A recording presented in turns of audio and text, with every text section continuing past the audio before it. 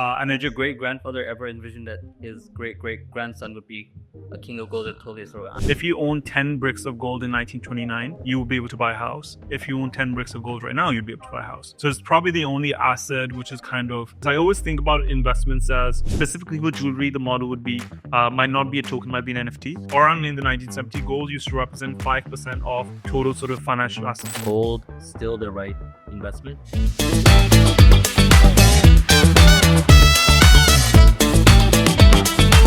I think, to be honest, I think the cultural affinity for gold has been there everywhere. People are now saving in gold digitally. Gold has become more expensive. Welcome to today's episode of OWN. I am Sonam, your host for today, joined by my amazing co-host, Mohammad Rafi Hussain, who is a co-founder and CEO at Fasset. We are very excited to have a very special guest today who's transforming the way world invests in gold. We are joined by Usman, who's a visionary entrepreneur with a rich background in investment banking and startups. From co-founding a digital health startup to leading groundbreaking initiatives at RBS, Usman's journey is impressive. But what truly stands out is his heritage, coming from the legendary ARY family with over hundreds of years of expertise in gold refining, manufacturing, trading, and retail.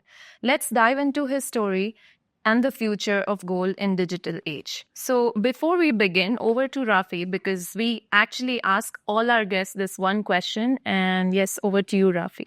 Excellent. Well, Usman, thanks for joining us. Thank you, Rafi. Really appreciate it. We always like to start, our podcast about ownership, having people think about ownership, not just of their possessions, but things that they cherish, that they built themselves towards. What do you truly own? I think truly right now, the stage I'm all in on my business. So that's, my most sort of meaningful and valuable piece of equity that I have. And I have, obviously, being from a gold family, a bit of gold, which is, is there since a long time. So yeah, those two things I would say. Just a bit of gold. I mean, personally, a bit of gold. I think if you grow up in a family like that, like it's like you get any ED, you get any sort of birthday money, etc. It's all like, oh, buy gold, let's buy gold, let's buy gold. And I would always get frustrated as a kid, which is like, oh, why can't I spend this to buy a toy or buy something, right? It's like, no, this is just being used to buy gold, which is, I think, thankful to my mother to kind of seeing that, but recognizing, hey, listen, as a kid, you don't really know that this is something which is, your family's just in the trade. You don't really necessarily appreciate the intricacies and why, what the meaning is and what the value is, which maybe your parents do. And so, yeah, that's, I would say, a bit of gold, but mostly sort of equity in the startup. Excellent. So look, not to that extent, I guess the first commodity or asset class that, growing up as someone from the subcontinent that we think about is gold. And that's my first exposure to any, before stocks, obviously before crypto. First thing you grow up as a Daisy kid is gold. Yeah. And I felt that at some point, kind of growing up, gold took a back seat. Yeah. Over the last decade or so. But is gold making a comeback now? Oh, 100%. I think we see that in like so many different aspects. We see sort of, obviously gold prices are going up, which is representative of a few things. But mostly a lot of it is representative of demand, right? It's representative of central banks demand. And you might be like, hey, listen, that's just governments buying it. But we're seeing huge amounts of retail buying behavior again. And actually, two interesting examples, right? One is in the West, you see Costco, which is just a supermarket, right? They're selling $200 million worth of gold every month. It's almost $2 billion of gold every year. You have Gen Zs and millennials who were historically sort of maybe not so attached towards gold, but in China, there's this thing called the gold bean craze, where they're basically buying like really small beans of gold, just to get access to fractional gold because, hey, maybe they can't buy the whole gram, etc. But I think the youth and just people are sort of recognizing the value of the asset again. And somehow it's been lost, but I think now, given the economic climate, given the political climate, it's coming back. The narrative is stronger again. Yet another example of our parents and grandparents' advice being accurate. Exactly. 100%. There's a very interesting sort of meme or sort of infographic that I saw a few months ago, which was, if you own 10 bricks of gold in 1929, you will be able to buy a house. If you own 10 bricks of gold right now, you'd be able to buy a house. So it's probably the only asset which is kind of has that sort of dynamic, and because it's inflation resistant, and actually, there's, without getting too technical, it's like some people say it goes in line with inflation, but actually some people say it's going in line with average annual GDP of the world, right? So it's been one of those assets which is remains sort of a store of value. I would say it's a flag bearer asset of value. It's there's no asset like it, and I think now culturally probably we have understood it a bit more, but now we're seeing that sort of global acceptance of what it really means. So in your family, when did the gold journey start? Like picking all the I think like around 100 years ago, I would say all it started probably in Gujarat, which is where sort of the family was initially. So great grandparents, probably even great grandparents, they've been in the trade, refining, sort of trading back in the day. And let me ask you this: was the understanding of gold, from what you can remember, that has been passed down in your family from a wisdom perspective, was the understanding of gold over 100 years ago the same as it is today?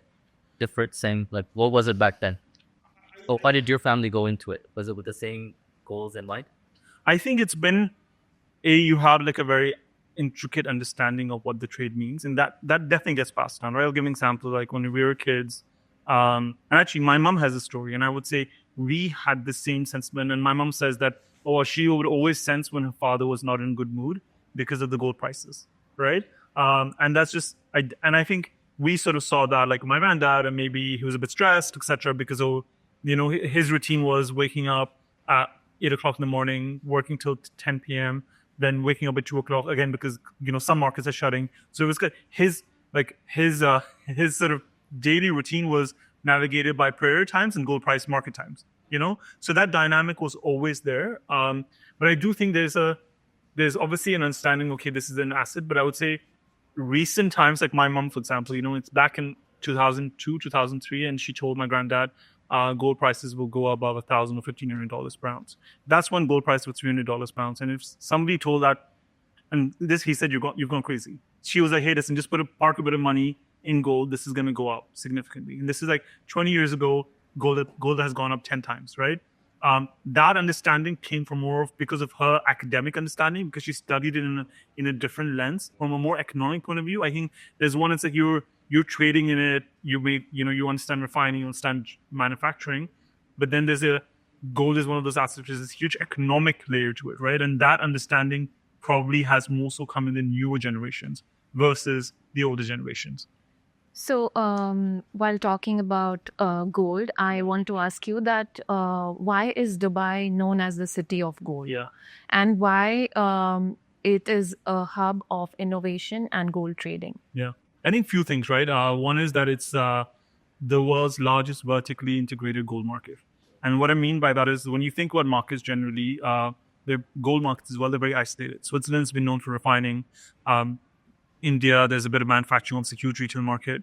Africa has been known for mining as well. And Dubai is kind of, because of its location, I think one is obviously location has benefited.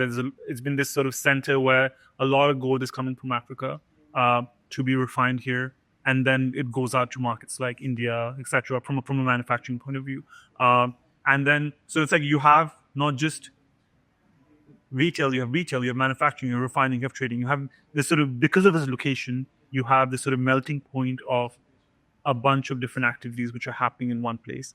And that gives it sort of a really prominent place versus other places which are very isolated from a market point of view. And I think that's like a business point, but it's the statistic is that Dubai has the second highest gold consumption per capita. So it's a huge city. I think also driven by the fact that huge amount of people in this country are from South Asia. So there's a cultural sort of linkage with it. People actually make a yearly trip to Dubai to purchase gold because it's more designs, more affordable in a way as well. So where did that cultural affinity to gold come from?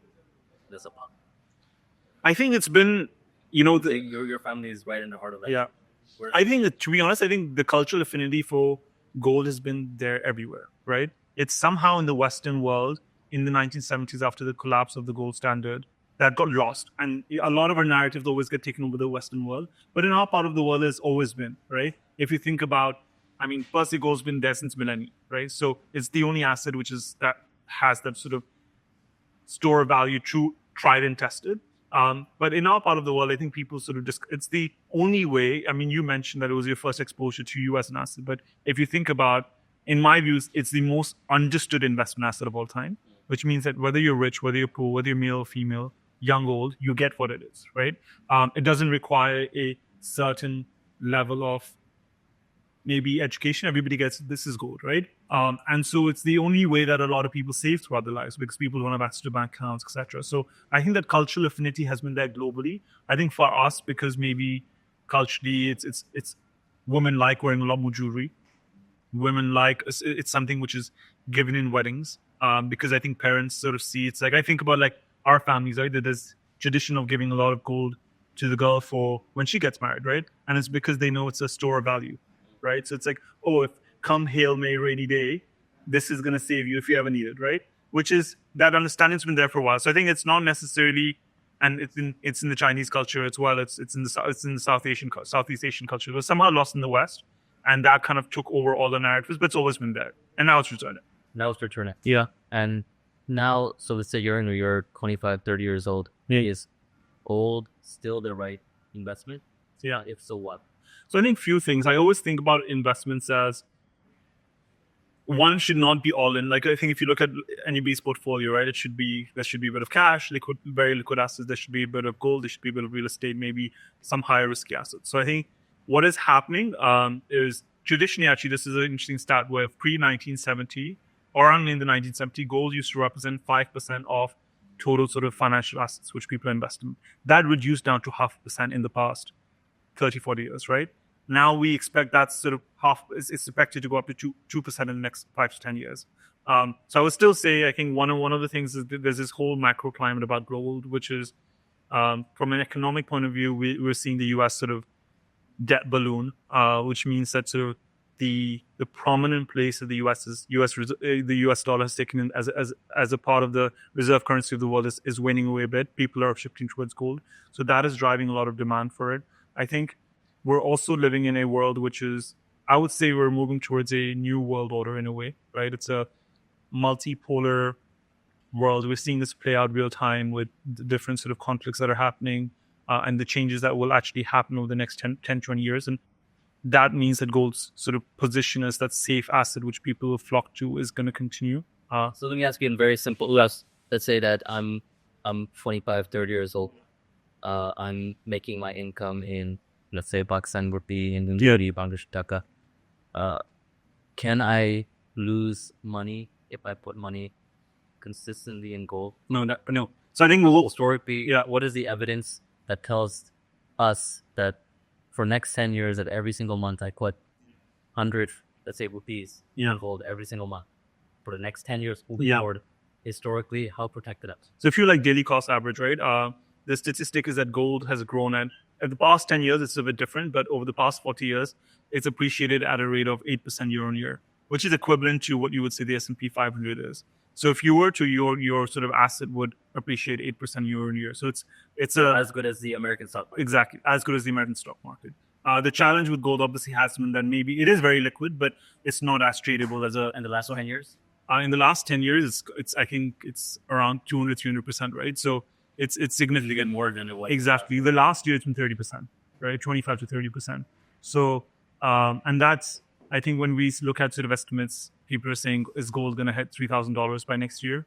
Potentially. So that's another 10%. So we're expecting this to sort of increase. Where I think it's a safe asset. It's that store of value, and there's data is there, and it's been there for since we've been tracking financial sort of metrics.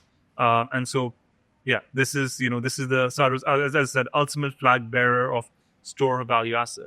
So are people, in your estimation, investing enough in gold right now?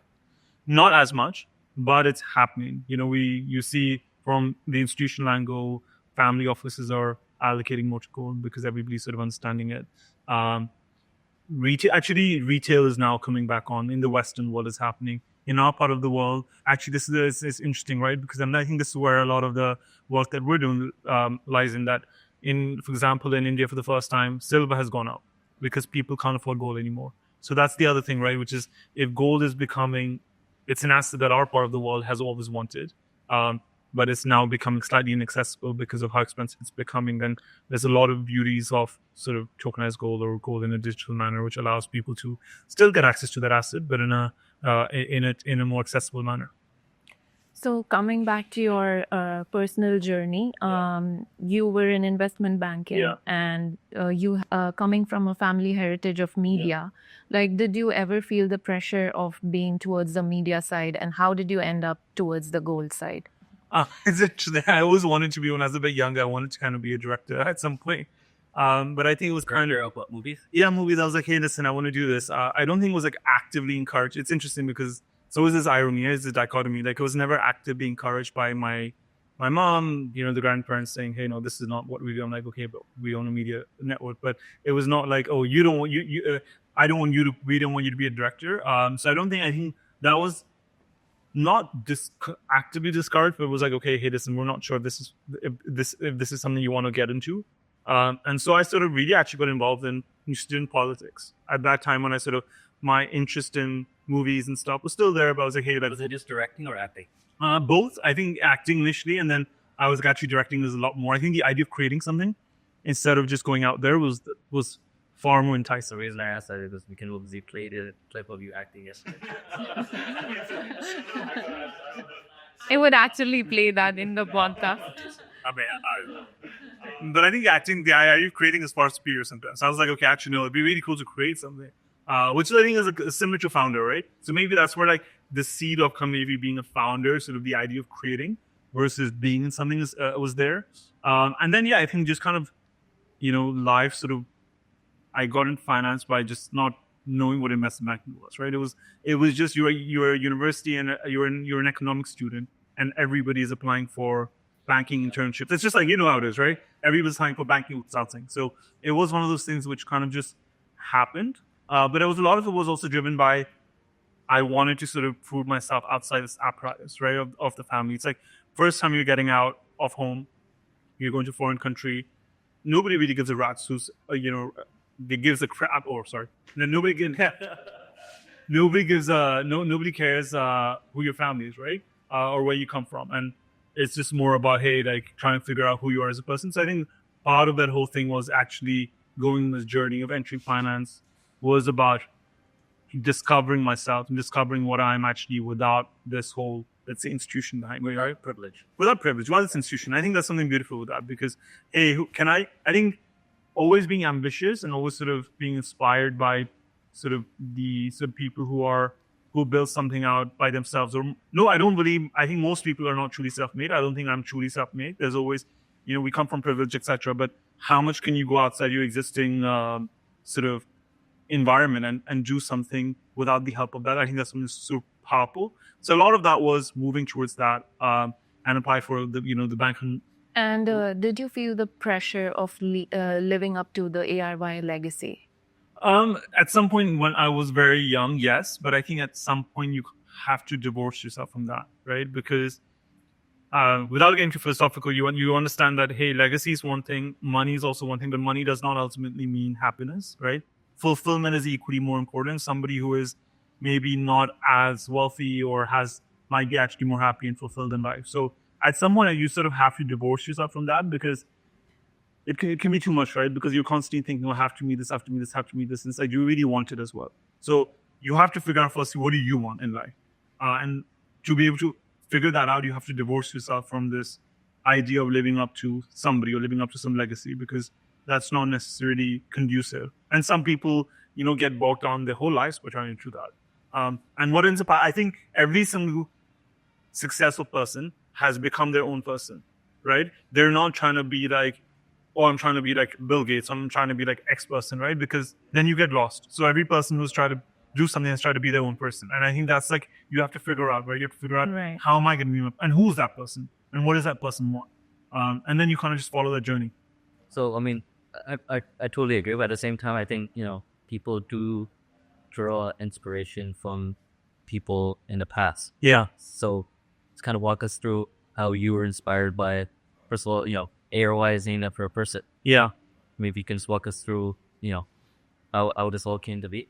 Yeah. And what kind of inspiration do you draw from that? Yeah, I mean, I think like a lot, right?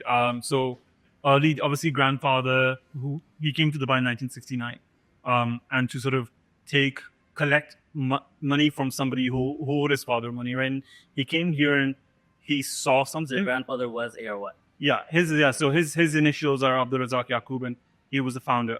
And so he, 25-year-old guy, from 25-year-old guy, father of three kids, 1969, comes to Dubai and sees something in this place. And I think, to me, that's like a very, that itself, it's like, I'm going to stay in Dubai, when the alternative was Karachi is a city which was fast growing in the 60s, 70s, right?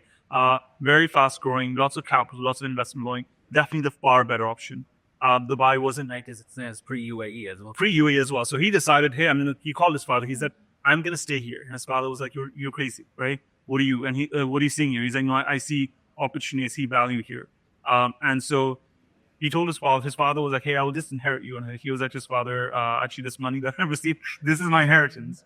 So 6 months later, able to convince his family, and he moves his kids, his younger brother as well, to Dubai.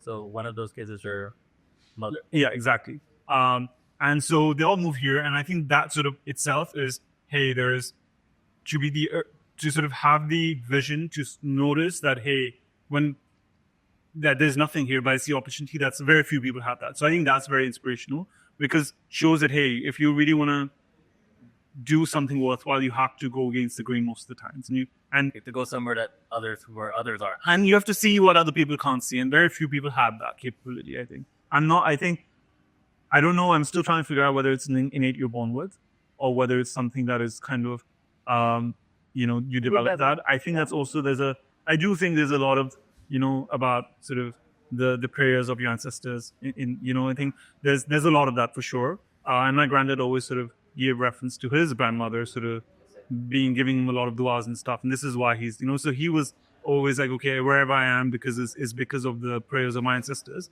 I think that piece of, hey, moving to Dubai, and then the journey of being a founder and being sort of, founder is a glamorized word, right? Just being a business person and the ups and downs that come with it, right? And knowing when to pivot. So they were in food trading mostly in the 70s. Lost a bit of money in the early 80s, and then decided, actually, I think sort of before sort of going full in on so they launched the ARY brand as a food trading business, right? But fully going in, they were, I think, dealing with other third-party people's gold, because Dubai was still hot in the 70s from gold point of view. So it's only in the 80s when they sort of had the conviction of saying, and this is a bit, again, crazy if you think about it, that in the 80s, all the gold that was sort of reputed was from Switzerland. And he was like, actually, I'm going to launch my own branded gold. And from a city like Dubai, which still hadn't taken prominence, people like, why would somebody buy your gold, right? Why would, what does ARY mean? And to have that vision and to have the conviction that, no, I'm going to launch my own branded gold bars, that is something. At a time when the entire market was micro in Switzerland. But just to circle back on that, so this is the 80s. Your grandfather's like, I'm going to set up a gold bar business in Dubai. But his grandfather was in the gold business in India. Yeah. So just walk us through what happened there. So I think they were. It all started when?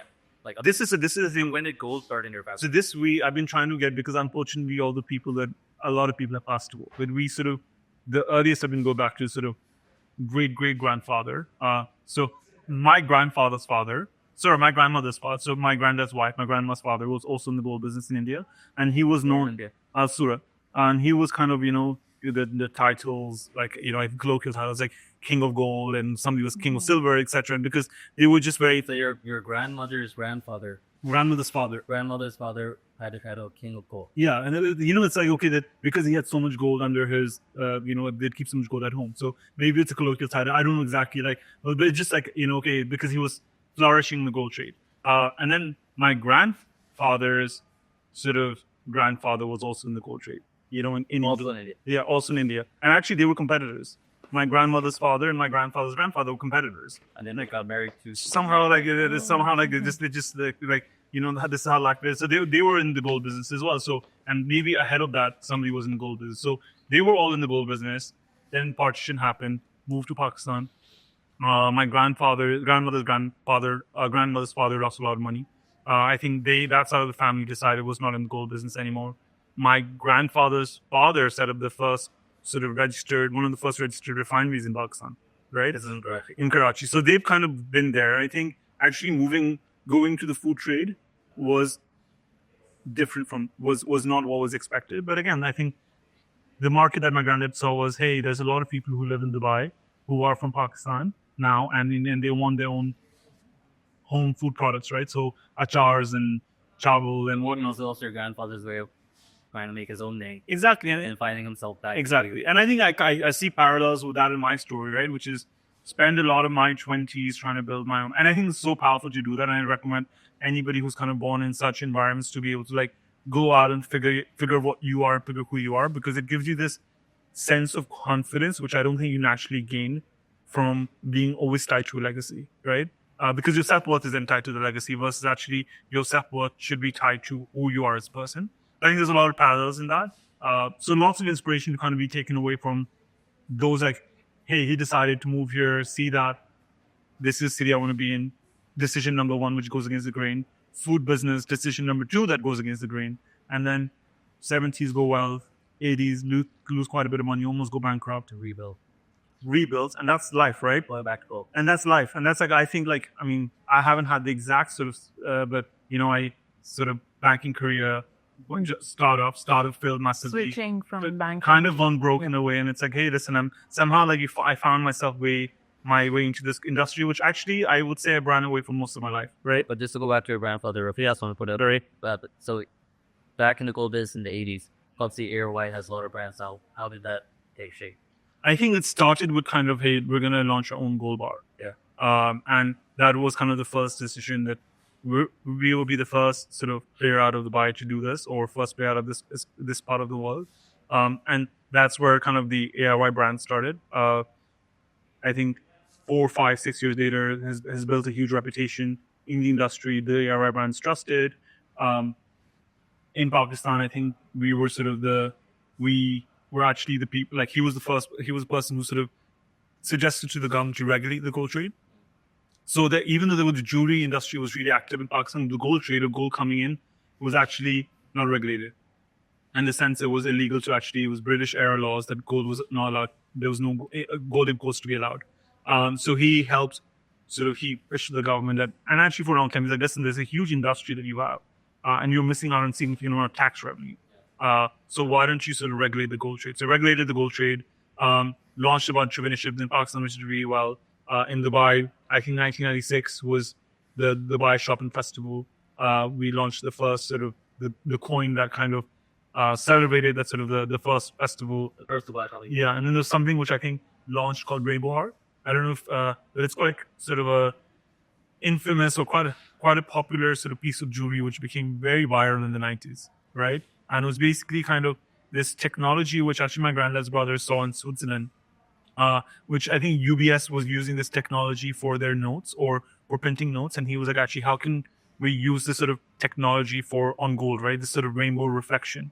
And so they brought this technology over to Dubai, and then Rainbow Heart became viral, right? In the sense that whether you're like, I wonder how things would go viral in 90s. I think it was just the power of the product, right? And it's all about word of mouth, right? Word of mouth and the power of the product. Hey, this is a really cool, unique product. Like, actually, I don't even think like a heart which has rainbow reflection on it, right? And so people are like getting really excited about that and say, okay, great, we want to buy that. And so that went viral. So I think they did a lot of interesting sort of marketing techniques in the 90s, working to help build that sort of brand out of here. I think playing on the role of, hey, we're doing this out of Dubai, which we believe this is the best place to do gold business. Not an ARY, then diversify to other. Exactly. Well, what other businesses? So there's a media network which is obviously how most people, I would say, in today's age and time know us. What was the inspiration behind ARY Media? I think from from my understanding was, hey, he was a very devout person, right? And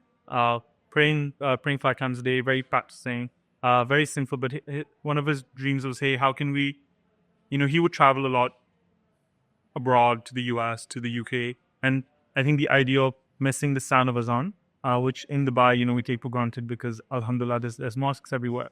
And so the idea was, hey, like actually all of these people, they're opening their fasts, they're praying, but there's no sort of sound of Azan in their home. So the idea was, hey, why don't we start with something which is going to disseminate this, which is such a core part of us. such a core part of our faith, right? And so that's where his kind of intention was. Hey, let's do this for that. And obviously, alhamdulillah, it's gone sort of wider since then. There's real estate. There's a bunch of things now during the family the family empire. Okay. So now I want to ask you, like Indians and Pakistanis and other South Asians, they buy a lot of gold from Dubai and take it back home. So what are the reasons for that? And what's the future of it? Because, there's customs, there's a lot of problems when you go back home and take the gold back home. So a few reasons, right? One is actually because of Dubai, mostly these gold bars and gold coins not be taxed on gold. You're taxed on jewelry, but you're not taxed on gold. So it's cheaper for people to actually come to Dubai and buy gold. So that's why a lot of people come here, because it's just it makes more economic sense.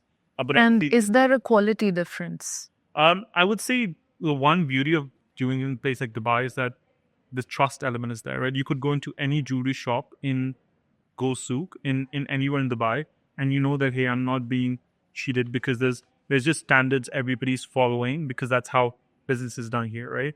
It's done in a very trustful, in a very sort of compliant manner, and so everybody knows that actually I could be in Gold Souk and I could go to shop number A, which I've never been to, but I know that if I'm buying the gold from there, it's just because how business is done, and the industry is very small. So if you're gonna do some business which is not compliant, word of mouth is spread, and again, also it's not in compliant with the sort of legal structure. You wouldn't really want to do that. So I think one thing which is people are like, hey, listen, let's come to Dubai because we know it's very trustable, as compared to maybe it's not wholesale regulated in the way it's in other countries, right? Because you don't really know, okay, I am going to maybe abroad, but there's a bunch of scams that happen in our part of the world always. Right.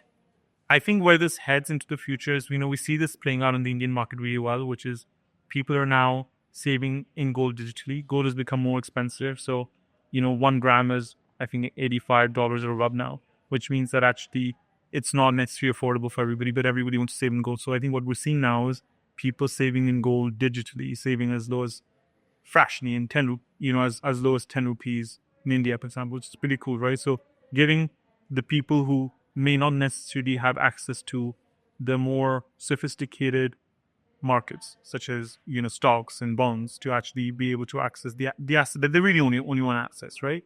So I think that's what we're seeing happening, and that's quite powerful. So how does that work actually? So pretty simple, which is you have these apps, you go on that app, you maybe do your KYC or sort of ID check, and then you're able to sort of buy, and you can set up like daily 10 rupees purchase of gold, or you can sort of have this thing called round-offs, which is every single time, it kind of Revolut does it, right? Every single time you spend maybe $10, 30 pence are going towards in gold ownership. So these apps that facilitate that, right, gold is then stored in vaults, which is interesting, because I think this is one of the bigger distinctions. Then we'll get to that between doing this in the Web 2 manner, Web 3 manner, and that Web 2, I just have to trust this company that, hey, they're storing the gold. There's no extra layer of authenticity or attestations that the gold actually exists.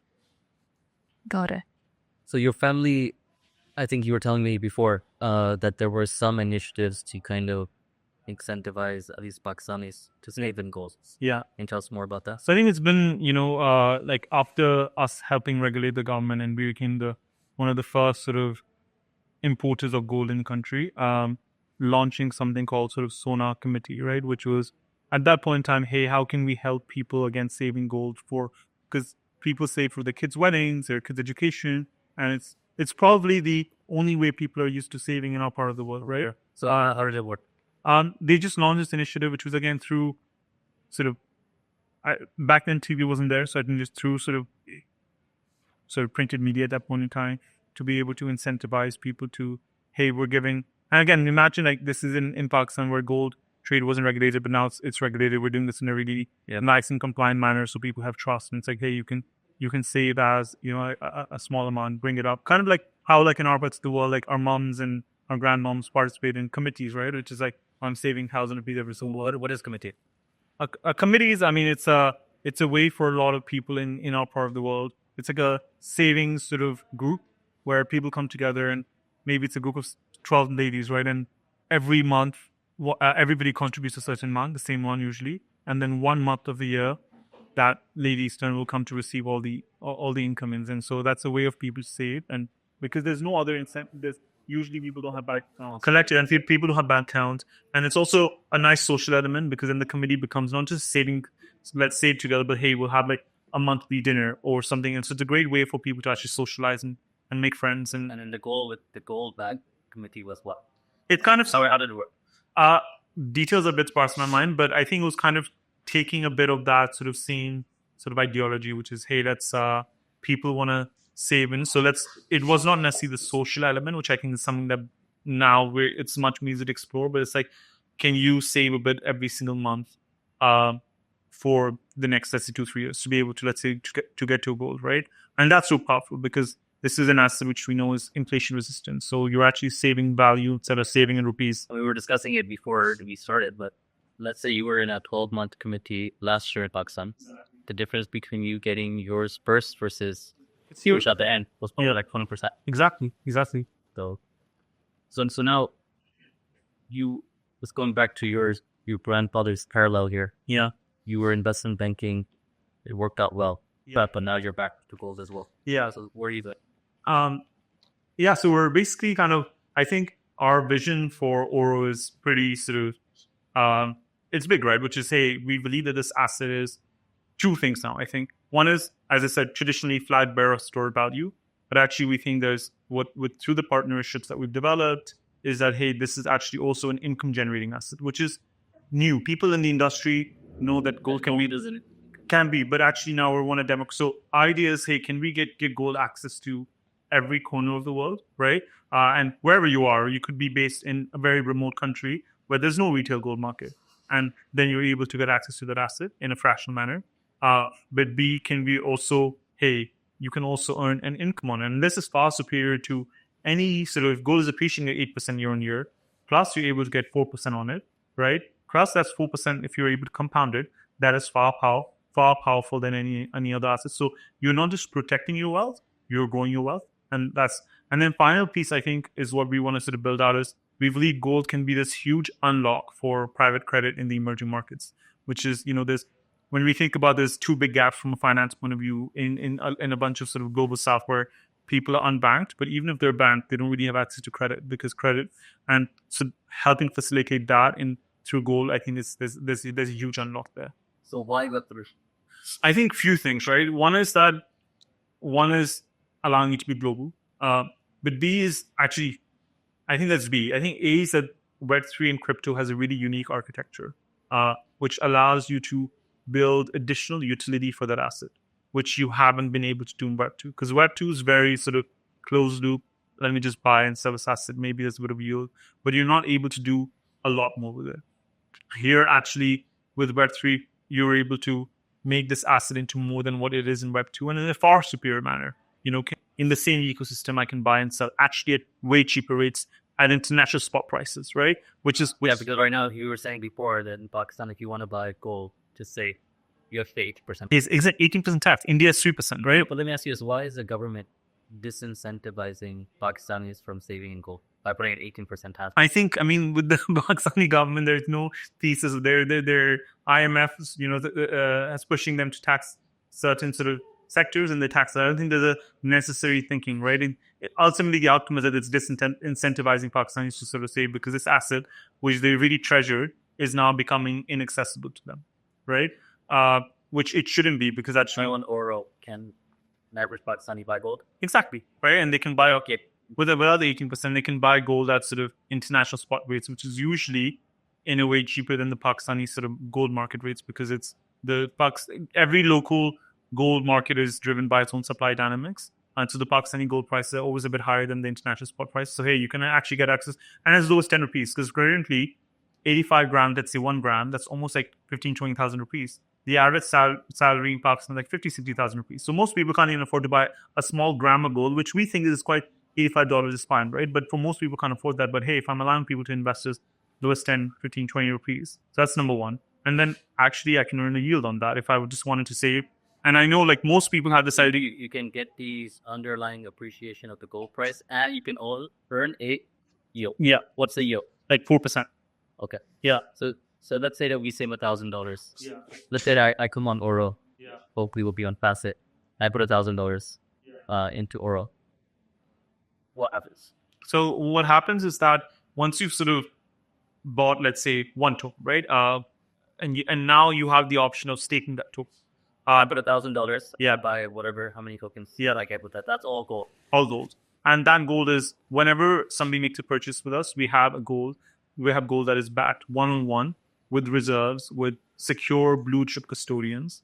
And this is, you just don't take our word for it. I mean, we're truthful, but we have third party attestations proving that, hey, we have this reserve, right? Because I think that's And in your particular case, you have 100 years of being a gold family. As exactly, yeah. But I mean, I want people to obviously trust us, but also say Trust the process. trust the process. And hey, there's this third party sort of counterparty that's coming and saying, yes, we say what these guys are saying, we verify that. And I think that is super powerful, right? Because your levels of trust should not just be on us, it should be our ecosystem, and what we're building should from day one tell you that, hey, this everybody in this ecosystem is sort of verifying that. And you can verify it every way. So now I have $1,000 of gold that's backed by real gold. What happens now? Do I get the appreciation? So you get the What happens? So you get the appreciation. So because you're buying 1 gram, let's say you buy a gram of gold. That gram of gold, whatever it's worth next day, you will get appreciation of it. And that's how gold has historic traditionally worked, right? And that gold that I'm buying, is it unrefined gold? It's refined. So it's all refined 999.9 purity, fine gold. So it's all I have a refined gold. question. Yeah. Now, gold technically is considered a safe haven, like Yeah. it's a security thing, right? Yeah. As an asset, especially in during times of economic instability. Like if war happens or if earthquake happens, I can like take my gold if I have the physical gold and run away wherever, escape. So do you think digital gold will have the same level of security? And Yeah, I mean, 100%, right? Because for us, firstly, our underlying reserves are all insured, right? But secondly, I think if you wanted, I mean, your token travels everywhere with you, right? So you actually, if an earthquake happens and you have a kilo of gold, you probably won't take, because it's like you have your primary possessions which you need to run away with. You're not going to necessarily, take that. But I think with your gold token will go with you everywhere. So wherever you are in the world, you can take it and you can sell it, right? So you can sell it instantaneously. Instantaneously, right? It's not money to sell. There will be like very small fee, because obviously there's a bit in our spread, but very, very, very minimum. Kind of probably less than what you would pay in the actual shop. So now, obviously, this gold on Web3, you're tokenizing it, you're putting on a blockchain. Yeah. I'm going to ask you, why have you chosen our chain for that? So I think for us, it's, for me, like any sort of business relation has to be driven by values. So I think whenever I've met yourself, Daniel, the rest of the team, it's been, hey, there's this really intricate understanding of what this could be and what this could mean for our users, right? Collective users, and how we can really positively impact and change the world in our own way. And I think that being a value and that thinking is super important. So for me, it's like, to be honest, it was like as soon as we met each other, it was pretty much instant. Yeah, let's do this, right? And I think similar from you guys, right? Which is, hey, I think what we have here is a way that can we transform the way the world is run, the way finances is operated, and there's so much beauty in being able to actually positively impact people's lives. So I think we're values oriented. We kind of and there's a lot of benefit from kind of for us to be able to do with Facet's platform, the users that you guys have, the relationships you guys have built. and about the other side, right, where if I'm in urgent need of cash and I have some gold, which maybe my mom or someone else has gifted me, how does it work? Like, how can I? So one of our sort of in the roadmap, it's not something that step one, but ultimately the idea is that because of the infrastructure as well, the family support that we have, which is we want to be able to sort of take the goal that you have potentially. And instead of, because I think and I've seen this in family, friends, and wider, it's the idea of parting away with any jewelry, and even just forget jewelry, but even for people, when they buy gold, they're like, I want to keep this for a rainy day. Even when the rainy day comes, they want to, right? I want to keep this for a future rainy day, right? It's a very painful and emotional process where people are like, oh my God, I have to sell my gold because I don't have the money right now. And I think one of the things that we want to do is to be able to sort of take that gold in and digitize that for you to be able to access capital on chain, obviously in a Sharia compliant without letting that go. Without that, and also it's interesting because whatever sort of amount or fee you would pay for that sort of borrowing that amount, or let's say getting the advance cash, usually is far lower than what the gold appreciation is. So in a way, gold-backed lending is far more suitable for users because the net.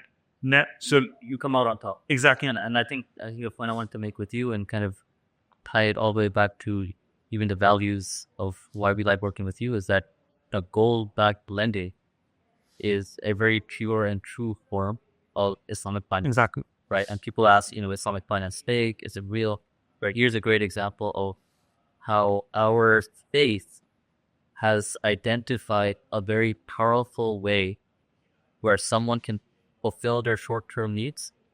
The other party that fulfills your needs has a benefit, but you don't lose your end benefit of having that gold aspect. Exactly. So what I think the question here is maybe how does that work, right? In very simple terms, and why is it good for all parties involved?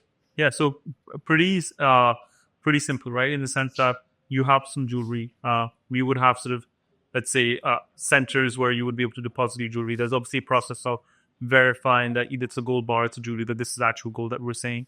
And then once you take receipt of that, we would digitize that. Now, specifically with jewelry, the model would be separate to, let's say, again, without getting too technical, might not be a token, might be an NFT. But the idea is that, hey, you digitize that, then you have that asset on chain. Right. Now, once you have that asset on chain or on the blockchain, you're able to then deposit that into a pool where there's liquidity, and you're able to sort of take advanced liquidity against that asset, right? And you collateralize that asset. It's in a safe space.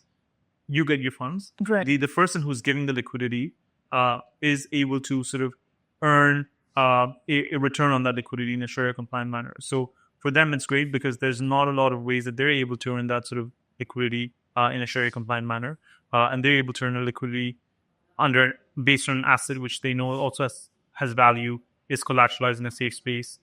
So if in a day, let's say you're not able to return back the principal, there's an asset which is easily able to be liquidated. So in simple terms, basically, someone comes to you, basically he has $1,000 of gold. Yeah. You need $800, right? Yeah. I'm able to provide you $800. You're in possession of her goals. Yeah. And the cool thing about this is that now the fee that you're paying, let's say to ORO, is not dependent on interest. Yeah. It's not dependent on the Fed rate, Exactly. LIBOR, IBOR, none of that. It just, hey, it's going to cost some money to keep your gold. Yeah. There's a custodian fee. And the other cool thing about gold-backed lending is that we don't even have to tell you by when you have to pay. Yeah. Right. So you can come back 5 years from now, as long as you're going to pay that fee every single month, a very small fee, and you can take your time because you know that he knows at any point if you can't pay back, he can sell your gold Right. within a second. Yeah. Now the cool thing is that the day you decide I'm going to pay back, let's say that $1,000 of gold that you borrowed is now worth $2,000. You get your $2,000 worth. Yeah. That's the beauty Exactly. of the non-Western way of finance, Exactly. where everyone wins. Okay. And where is this jewelry kept? So we would be obviously it would be kept and insured. Well, Got it. again, blue chip custodians, usually with a Brinks or any other provider, where it's sort of safely stored. Right. I'll ask the last question then. Yeah. For the podcast. Now, you were mentioning that your great-great-grandfather was bestowed the title of King of Gold Yeah. in Surat, India. Yeah. How do you feel about being the King of Gold in Web3? Honestly, I think it would be great. There's a lot of work to get to that. And Did your great-grandfather ever envision that his great-great-grandson would be a King of Gold and totally throw it? I mean, yeah, probably not, right? But I think it's great to sort of have maybe continue the family legacy in my own way. And I think that's the beauty of it. Do it in your own terms. You're ultimately still a reflection of where you come from. And that's super important to acknowledge that, and super privileged for me to be able to do that, right? And there's so much there which I'm proud of. But to be able to do that in my own way, that would be sort of phenomenal. So before we close, do you have any final remarks for our listeners, especially to those who are new to gold investment? Yeah. I would just say, buy gold with us in Fasset. It will be the best way to sort of own gold now and in the future.